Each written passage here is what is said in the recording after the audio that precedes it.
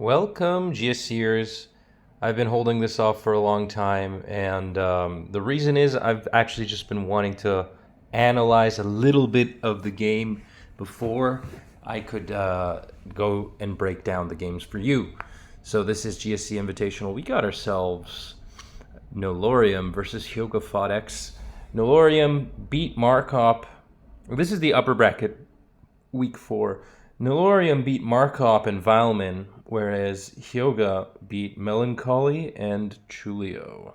So, what else could I explain? I guess Nalorium doesn't typically play that many in that many tournaments, but he definitely knows how to play GSC well. Hyoga is a long-time SPL player. And just want to make sure that this is, in fact, the game 1. Yes, all right. So, here we go. We got Lax lead versus Lax lead. And typically, if you stay in, it's because you either want to get some sort of advantage or you want to set up with Curse Mono. If you switch out, it might be for other reasons. There's a number of reasons, honestly. But Hyoga manages to put Nalorium's Lax asleep. And in comes the Steelix. Now, it's not unheard of to have Lovely Kiss, Curse, and Earthquake, meaning no rest. But in this case, it would appear not. Cloister coming in, so Hyoga is going to get his spikes first and probably stay in for a Toxic. But we see that Nalorium manages to get a crit with Hidden Power Electric. Hidden Power Electric, the reason being it damages Cloister, and as we see in the following turn, Vaporeon and Moltres get revealed. With Hidden Power Electric, Cloister can more easily take out opposing Cloister, but the matchup versus Starmie wouldn't be as good. Doesn't necessarily matter.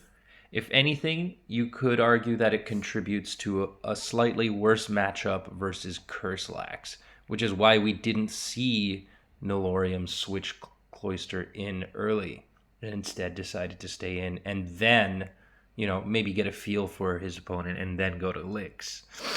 HP Electric also means that you can't stun Starmie.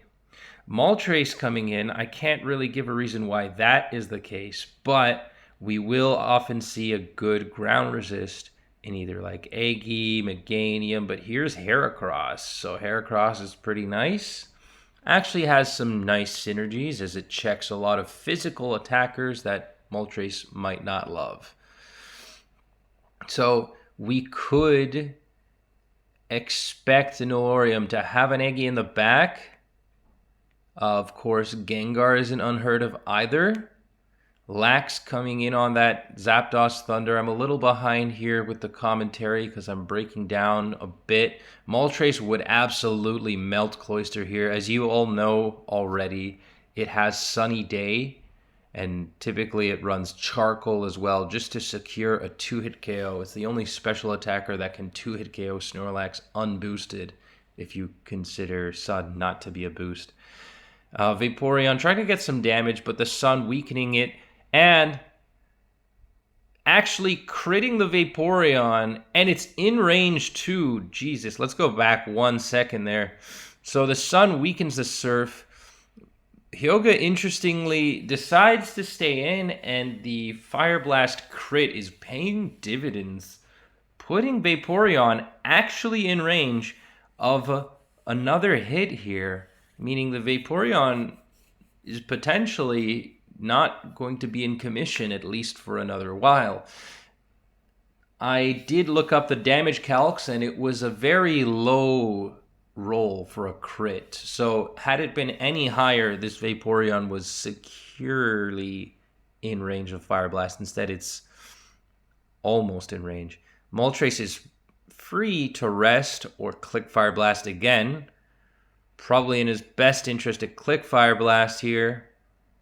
As Sunny Day also decreases the accuracy of Thunder. So in this position, Nalorium doesn't have that many answers, and so he decides to sack the Snorlax.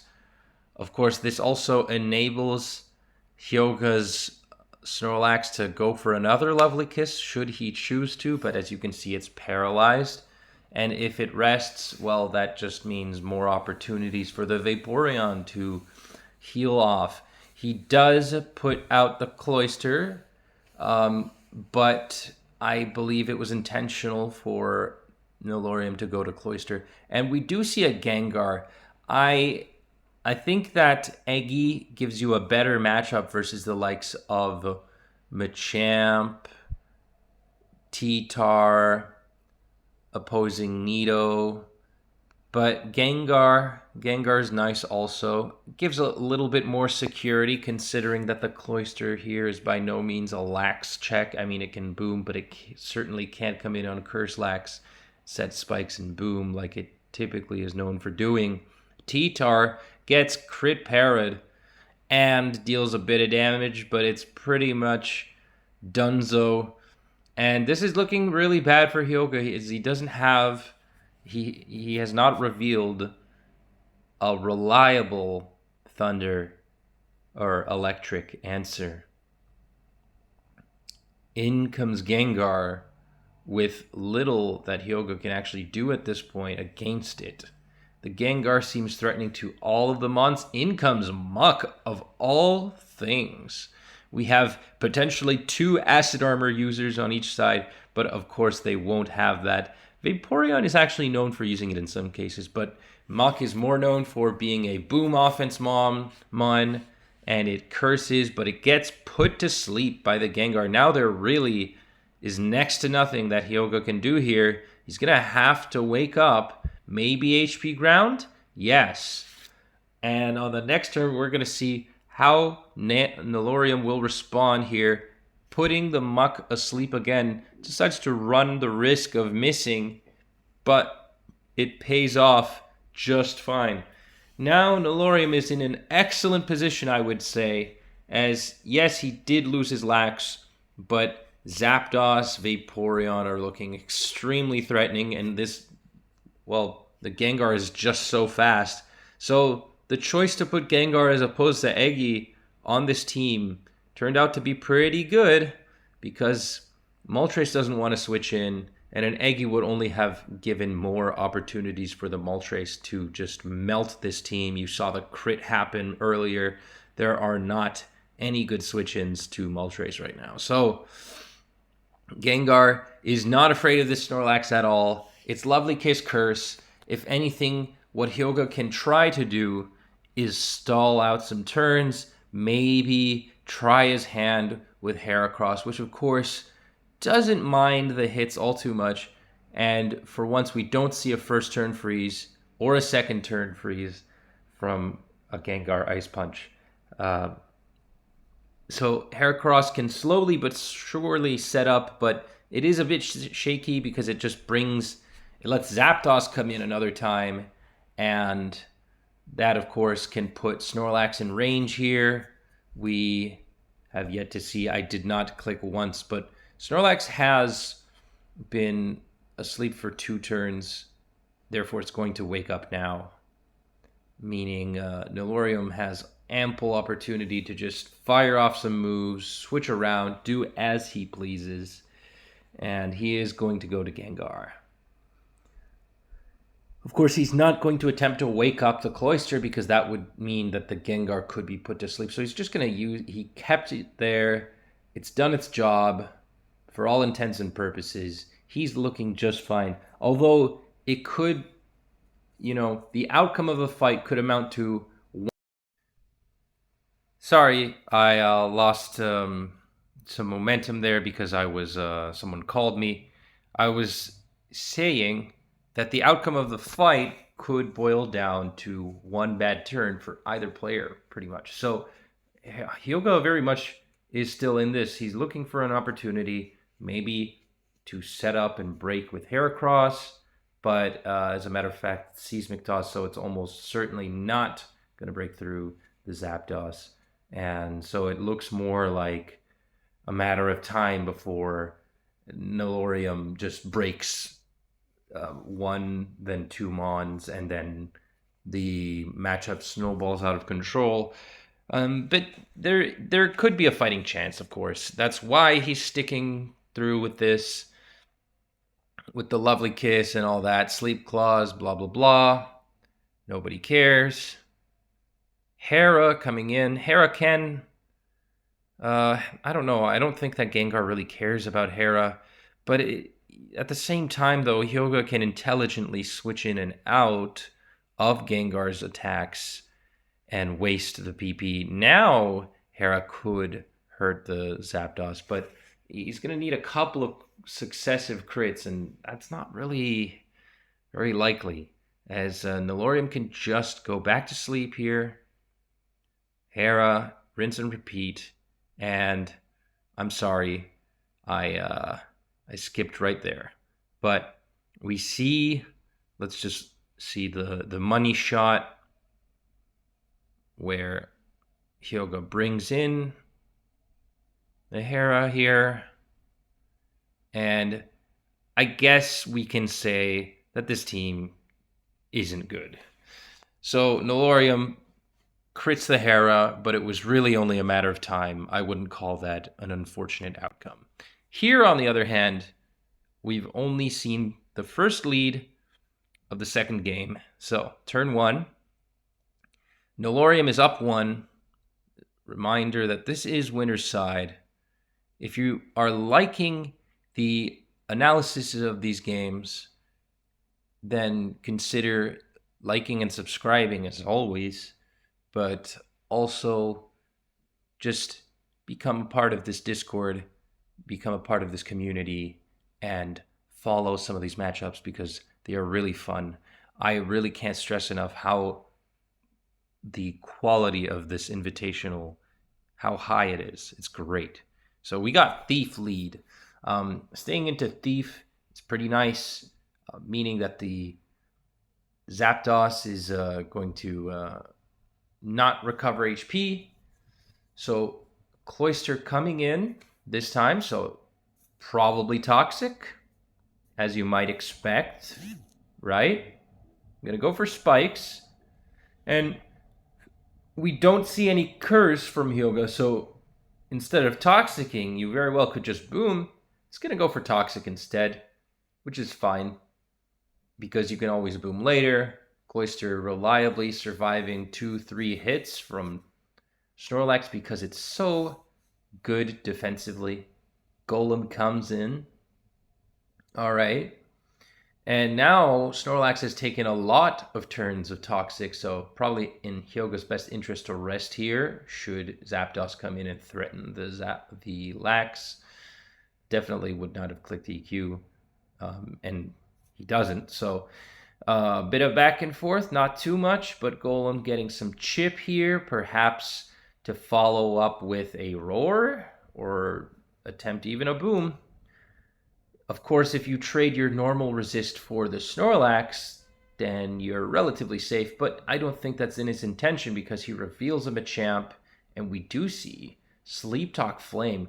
Like, the audacity to just stay in on Golem with Sleep Talk Flamethrower is just out of this world for me. But he's satisfied with this, and he even stays in a second turn on the Machamp. As Nalorium tries to predict it, it looks like Hyoga is winning a mental battle here with T-Bolt Zap, and it has lefties. We've seen a Thief Tar, or Nido, sorry. Thief Tar does not exist. There's Fori. Bit of security in the normal resistance department. Maybe Hyoga would have preferred a Cloyster instead in this particular matchup. Who knows? But at the very least, he has managed to weaken that Cloyster and even stay in on a Machamp and a Golem with this Snorlax. Like, Hyoga is just... Jesus Christ. And he predicts the boom here. This is... Just to refresh everyone's memory here, Hyoga made it to grand finals of the first GSC Invitational. So he's showing us that this is, in fact, no fluke. Machamp, he knows what he's doing. He's got a game plan in mind. Nalorium, on the other hand, cannot seem to read him. Misses the rock slide, which kind of sucks, but Gengar might have to watch out here. In fact, the Gengar traps the Machamp after that sequence. Mean Look and Destiny Bond. Usually you want to target something like a Snorlax or a T-Tar, and that might be because you have a special attacker in the back. You're afraid of dark types. But I think he reasonably did a good job here with the Perish Song, the Mean Look, and the Destiny Bond, trapping the Machamp and securing its death. So, Fori going to be forced out most likely. Unless it's, nope. Golem comes in. It's a free spin. Gengar's gone. Interestingly enough, Nalorium going to prioritize damage, which I understand. Of course, he could spin away the spikes, but that would also mean that Fori could come back in to spin it, to spike again. Just prioritizing that damage. Probably hoping for a crit here. Gonna spin. So nice mix up. Manages to remove the spikes, and he is looking to dissuade Fori from coming back in. He has a Raikou, so he reveals his last mon. It's a double electric plus Golem and Machamp team that we have seen Alice take to the grand finals of GSC Invitational 2 and win. So, not a team I would consider to be the most consistent, but very aggressive. And we got a bit of back and forth. Hyoga seems calm as ever, but of course, if he were to lose this game, he will be sent to the loser's bracket. So he has to watch out. He has to play very diligently. And he's just staying in over and over, which I just find baffling. I really think that Dr. Mata here, Nalorium, might find it in his best interest to boom. I don't know. Fori permanently spinning away the spikes, making Snorlax's life that much easier. And we'll see how this plays out. A Nidoking is pretty strong here, offering a bit of insurance versus electrics that Snorlax also, if Snorlax is put out of commission for any reason. Zapdos is also threatening. We could ponder the fact that Nalorium Snorlax might be Curse EQ, it might be Boom, it might have something special up its sleeve. Nidoking and Gengar can point to T-Tar, of course, or something like a Jinx. You all know the Case Victory team, the one with 3 Thiefers, but this one would be a spin on that, and Spaghetti-O. That crit could have been super dangerous, but nah. Hyoga only getting crit when it doesn't seem to matter. Puts his lax back to sleep. Gonna go to Zap.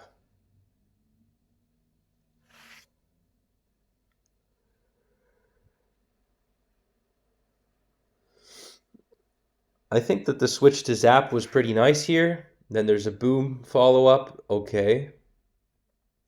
Jinx forces out the Lax.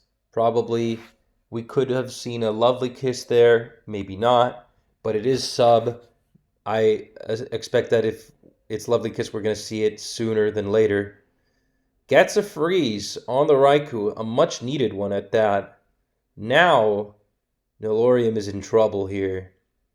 So, Hyoga did all he could to put that Lax in range.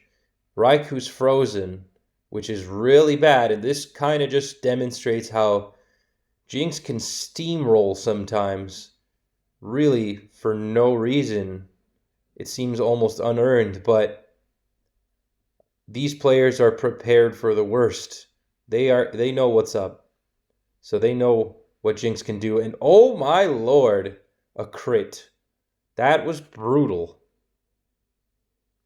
Hoping I didn't cover the mic here. And Thunder. And another crit.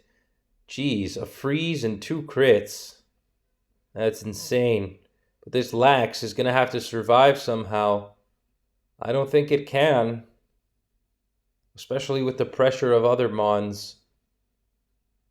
If they take out the Jinx, but the Lax is low, then Zapdos could potentially clean up here.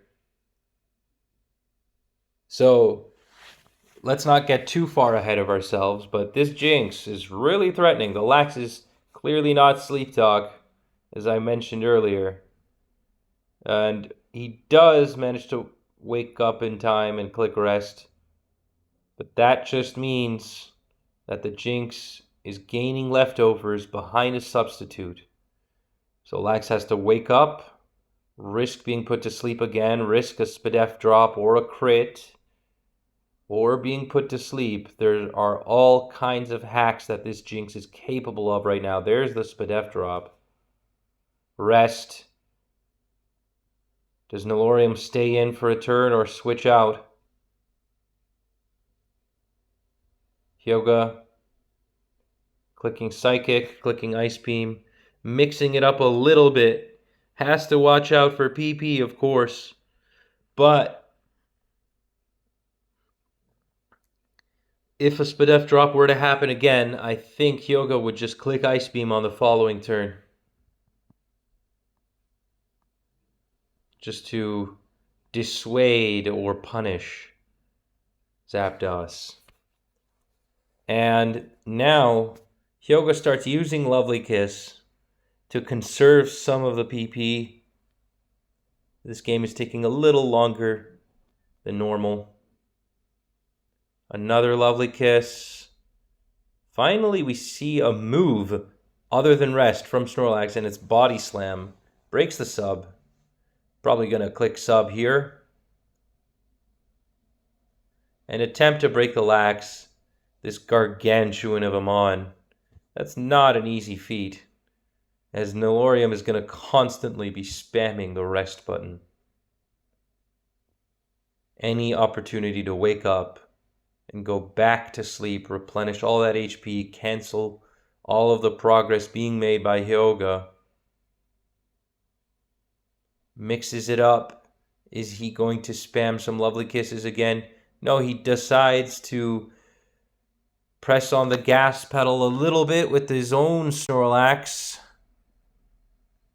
Sorry about the blockage there. Was just trying to count how much PP was left. As Golem successfully booms, but it might be too little too late. Probably might have been better to go for that sooner. Of course, he had to run the risk of hitting the wrong target and not knowing what was in the back. You never can count these guys out. Sometimes they bring double normal resist, so booming your only check to Lax could be your downfall. In this case, that's not what happened. But Hyoga is looking to take this all the way to the bank. We do see a curse, so it's most likely curse EQ. Lovely Kiss, putting the Lax to sleep with some chip on it already. Oh dear. Hyoga may be confident that he can break the Lax. It wants to get that extra damage from the extra 5 base power on Ice Beam. Gonna go for a Psychic in attempt to maybe put this Lax even at more risk, greater risk. Who knows? That's pretty interesting. And there's a rest. Oh, Lord. Oh, Lord. Have mercy. This game. This game is pretty insane. At this point, this could be anybody's game. Of course, if he cannot take out the Lax, then it's looking more like Nalorium would win here and send Hyoga to losers. But at the same time, though, I'm thinking maybe I should make this... I don't know. Never mind. I'm talking too much. Psychic finally gets the Spadef drop, but Ice Beam can KO, and that's exactly what happens. That might actually be what Nalorium wants here, as he could rest and set up, but one Spadef drop could be all that Hyoga needs now. Or a crit. And the Ice Beam might seal the deal. Never mind. He needs a Spadef drop, as that would help Zapdos. Oh, there is just not enough PP left. He's going to have to spam. He only has one Ice Beam left and no Psychics. He's going to have to spam Lovely Kiss. Nalorium doesn't click rest here. He knows. No, I don't know what he knows. Maybe, I think that actually might have been the wrong play, to be honest.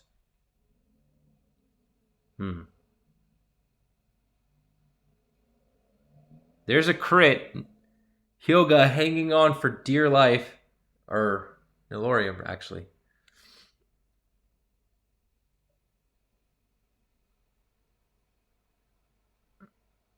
Oh my. No wake up. Game 2 goes to Hyoga. Alright. I'm contemplating making this a 2-part video just for spoiler reasons, but I can't be bothered. We're moving on to Game 3.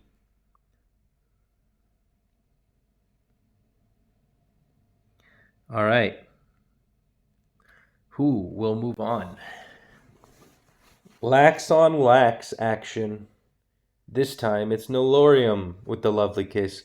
These two players know each other rather well. But Hyoga is simply not someone to be slept on. As we see Sleep Talk Lax lead. Getting some damage off. And Hyoga goes to Skarmory. The Skarmory is free to click Whirlwind here as it goes after due to the negative priority of Whirlwind. Golem. We did not see a Toxic. Hyoga might not want to stay in.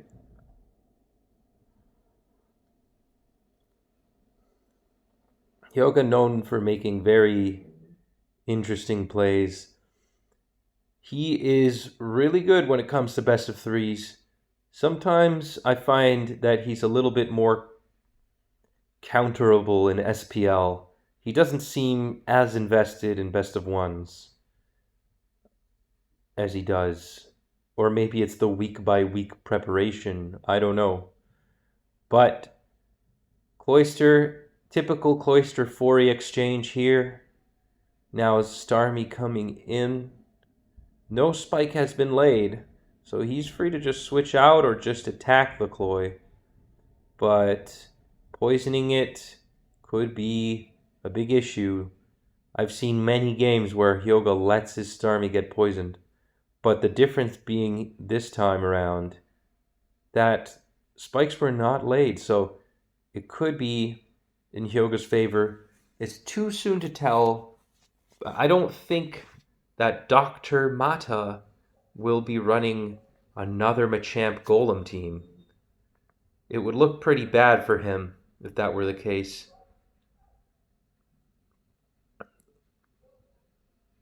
Nalorium's team looks toxicable. We're about to find out whether it's Toxic or Drill Peck, and we see a Drill Peck.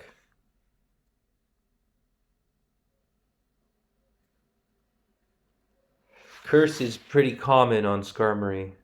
I would say it's a huge safety measure for the likes of physical offense. So it kind of rules out the fact that it could have toxic. Raikou coming in here, and we do see Golem T-Tar. This could be very formidable and scary. Rock Slide. Could be Screech. Could be Grunch. Hyoga revealing his own T-Tar.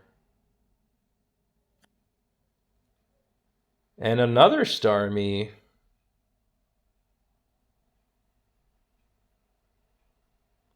Lax comes in. Let's do ourselves a favor. Let's switch this to fast. Boop. Boop. There we go. So, Zapdos in the meantime manages to paralyze the Raikou. And we do see that the Raikou is T-Bolt, so it's more so there to stall things out. This could be Pursuity Q-Tar. We don't really know. Hyoga staying in like the madman that he is. Has reason to believe that this tar isn't Earthquake. But it is just getting the calls right, I guess. But his T-Tar is risking it now. Of course, it's going to be very hard for him if he's not able to lure in the Lax again, and that's why Nalorium goes to Zapdos to force out the Starmie. Then goes the Lax. I could foresee a double. No. I mean, yes. Sorry. Fori spiking. That's probably Hyoga's best progress maker right about now. Stays in to take out the Cloyster. Good job. He will be able soon enough to spin. We don't know when. But a spin to win, as they say. Starmie can click spin or recover. Just going to prioritize the spin right now. Meaning that it will go down. Which is an interesting play, to say the least. I might have clicked recover. Because I'm just built like that. And that's the kind of play I don't typically like to see on Hyoga. But he is prioritizing something. And I'm just going to let the man cook. Zapdos.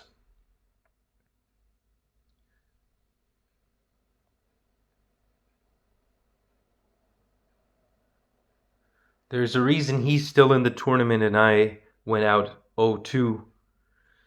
Raikou dealing some damage. I don't have all that much I could say right about now, but we do see a curse. Could be Cursey Q just because there's a golem. So I'd have reason to believe that could be the case. If that is the case, then Skarmory is just safe here. It would have been very nice to have Toxic, because look at all of the Mons that Hyoga would have been free to put on a timer with Toxic. Instead, we see Cursed Drill Peck, which is nice because he can phase out something and deal some damage. Or weaken the Snorlax. You see a nice 24 on Zap. Raikou coming in again. Ultimately, not caring.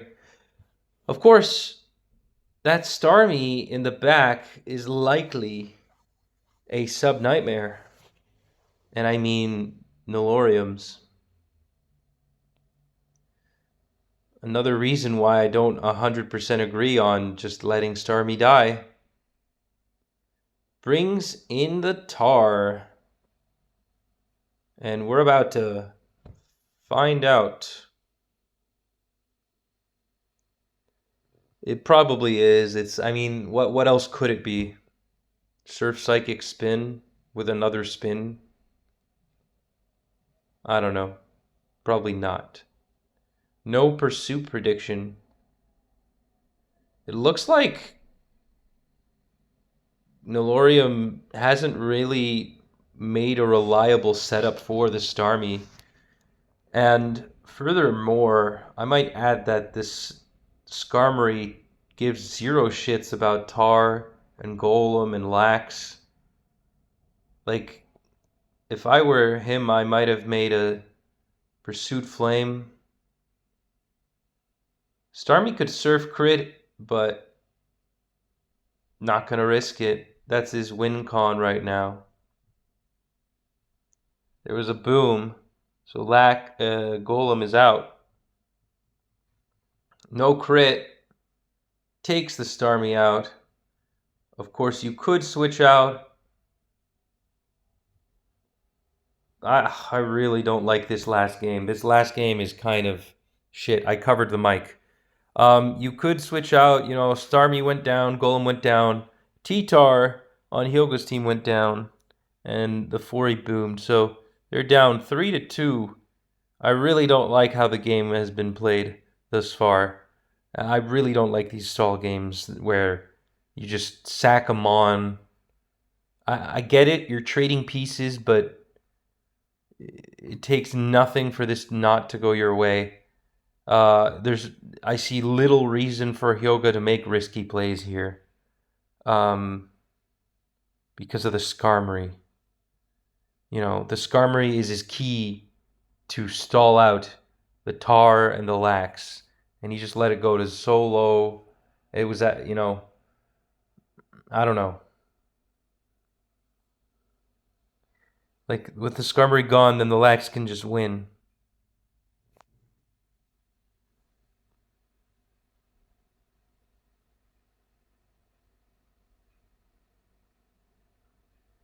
It went his way.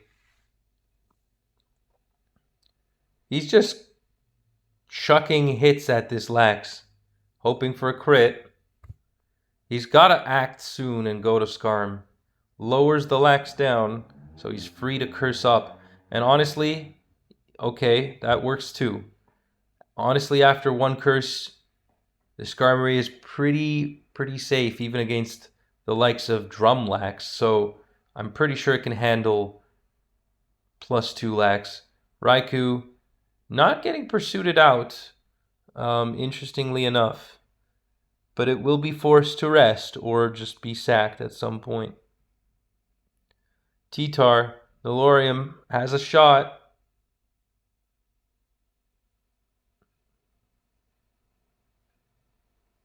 I'm falling asleep here. Not because it's like painful to watch or anything. I'm in a dark room. Bit tired. Alright. Skarm. Coo. Lovely kiss. Wow. Really. Wow. That's all I can say. He just kept the Raikou there for 90 turns, all for it to just be put asleep on a predicted lovely kiss. Or maybe it wasn't predicted, because I'm stupid. First turn, of course, there was a lovely kiss reveal, so.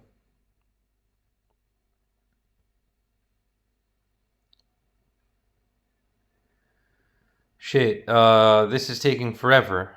We're gonna speed it up. The T-Tar, as you can see here, is trying to click Roar, but it's not working. Skarmory is free to set up. Looks like Nalorium lost 30 damage to a rock type. You can only imagine how much it'll do to the Lax.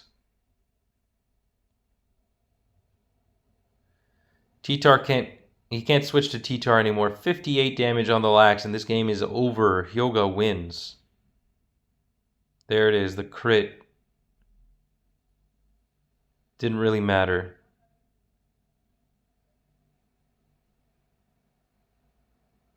And another crit that also didn't matter. So Hyoga will be moving on to the I believe, the third or fourth fight for winner's bracket, whereas Nalorium will have to face whoever is waiting for him in losers. I hope that you guys have all enjoyed. Bye.